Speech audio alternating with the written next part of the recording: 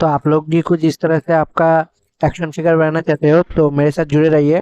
उसके बाद आप आपके स्क्रीन पर आ जाएगा, चैट जीपीटी ओपन कर लेना। उसके बाद आप लोग यहाँ पर आपका अकाउंट लॉगिन कर लेना, गूगल अकाउंट लॉगिन कर लेना, मैं जैसे कर रहा हूँ। उसके बाद आप यहाँ पर आपका फोटो पेस्ट करने के बाद जिसका भी बनना चाहते हो उसका फोटो पेस्ट कर दोगे। जैसे मैं रोनाल्डो का बनूंगा तो रोनाल्डो का फोटो पेस्ट कर दिया यहाँ पर। उसके बाद आप पर एक प्रॉम्प्ट लिखना, वो प्रॉम्प्ट में डिस्क्रिप्शन में दे दूंगा और कमेंट बॉक्स से भी दे दूंगा, तो आप वहाँ पे पेस्ट कर लेना। उसके बाद आपका नाम चेंज कर लेना।